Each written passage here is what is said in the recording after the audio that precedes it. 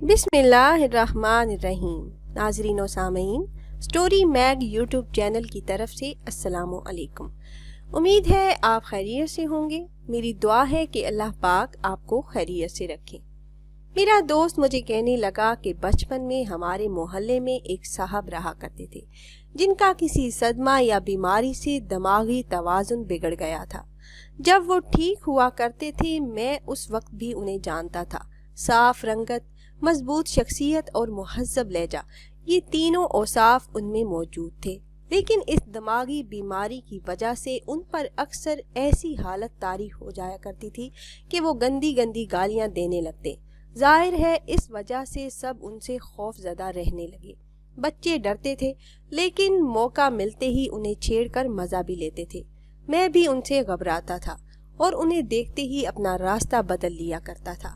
وقت گزرتا گیا، میں انگلینڈ آ گیا اور یوں ہی زندگی گزرنے لگی۔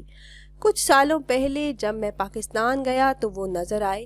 اس وقت بھی ان پر اسی دماغی بیماری کا غلبہ تھا۔ ان کی آنکھیں غصے سے سرخ اور زبان پر گالیاں تھیں، لیکن اس بار نامعلوم مجھے کیا ہوا، میں ہمت کر کے ان کے پاس چلا گیا اور گرم جوشی سے انہیں سلام کیا۔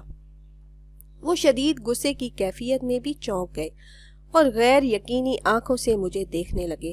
پھر غر بڑھا کر دھیمے لہجے میں مجھے وعلیکم السلام کہا، مجھ سے ہاتھ ملایا اور خاموشی سے گھر کے اندر چلے گئے۔ اس کے بعد میرا معمول ہو گیا، ہر روز جب انہیں دیکھتا تو جا کر ملتا اور سلام کرتا۔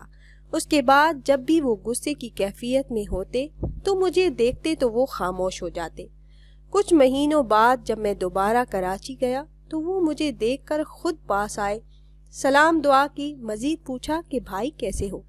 ان کے جانے کے بعد میں خوشی اور حیرت دونوں میں مبتلا یہی سوچ رہا تھا کہ کیسے ہمارا ایک معمولی سا عمل لوگوں کی زندگی کو بہتر کر سکتا ہے۔ کافی سالوں پہلے میں ایک ریٹیل سٹور میں مینیجر ہوا کرتا تھا۔ وہاں ایک انگریز لڑکی سے تمام مینیجرز بہت زیادہ تنگ تھے۔ یہ لڑکی چھوٹی چھوٹی باتوں پر آنسو بہاتی رہتی اور ہر دوسرے روز بے ہوش ہو جاتی۔ شکل و صورت کے لحاظ سے اس قدر سفید تھی کہ مانو خون ہی نہ ہو۔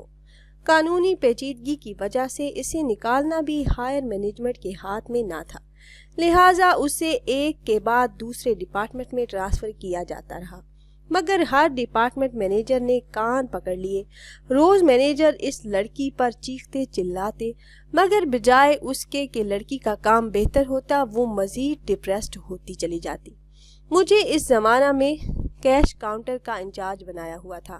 مینیجر کی میٹنگ میں یہ فیصلہ کیا گیا کہ اسے کیش کاؤنٹر پر رکھا جائے اور 1 مہینہ بعد اسپیڈ پرفارمنس کی بنیاد پر رپورٹ بنائی جائے، جس کے بعد اس لڑکی کو جاب سے نکالا جا سکے گا۔ یہ میرے لیے ایک اذیت کا سبب تھا۔ میری دلی خواہش تھی کہ اس لڑکی سمیت کسی کی جاب بھی میری وجہ سے نہ جائے۔ پہلے ہی روز وہ بے ہوش ہو گئی۔ اسے ہوش میں لایا گیا اور کاؤنسلنگ کے لیے پہلی بار مجھے مقرر کیا گیا۔ گفتگو سے مجھے اندازہ ہوا کہ اس کے پارٹنرز نے اسے نہ صرف چھوڑ دیا بلکہ اسے یقین بھی دلایا کہ وہ ایک نہایت ہی ناکارہ انسان ہے۔ میں اس دن اس کی ذہنی حالت کو سوچتا رہا۔ اگلے روز میں نے اس کے لیے ایک آسان کام دیا جو اس نے کچھ دیر میں مکمل کر لیا اور مجھے ڈرتے ڈرتے چیک کرانے کے لیے بلوایا۔ کام میں ابھی بھی بہت سے نقائص باقی تھے، مگر میں نے تنقید کے بجائے اس کی خوب تعریف کی۔ اپنی تعریف سن کر اس کی آنکھوں میں غیر یقینی کا طوفان امڈ آیا، جیسے یہ کوئی ناممکن بات تھی جو میں کہہ گیا۔ میں نے کچھ پوسٹ آفس ممبرز کو بلوایا اور اس کا کام دکھا کر کہا، دیکھو، کم وقت میں کام اس طرح کیا جاتا ہے۔ اس معمولی واقعے کے بعد جیسے اس لڑکی کو نیند سے جگا دیا۔ وہ ہر کام دل جمائی اور پھرتی سے کرنے لگی۔ میں اس کے کام کی خوب تعریف کرتا۔ مہینہ بعد مجھے مینیجرز میٹنگ میں بلوایا گیا۔ پھر مینیجرز نے کہا کہ عظیم، ہم تو اس لڑکی کو نکالنا چاہتے تھے مگر اس نے تو کمال کر دیا۔ मैंने पूछा ऐसा क्या हुआ, तो मेरे सामने वो रिपोर्ट रख दी गई जिसमें 50 स्टाफ मेंबर्स की परफॉर्मेंस का क्वालिटी और तेज़ी के साथ तनासब का जायज़ा लिया गया था।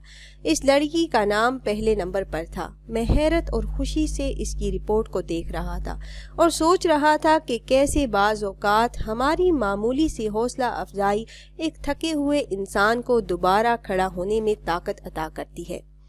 उम्मीद है ये वीडियो आपको पसंद आई होगी। अगर ये वीडियो आपको अच्छी लगी हो तो कमेंट्स में ज़रूर बताइएगा। फिर हाजिर होंगे एक और नई वीडियो के साथ। अल्लाह हाफिज़।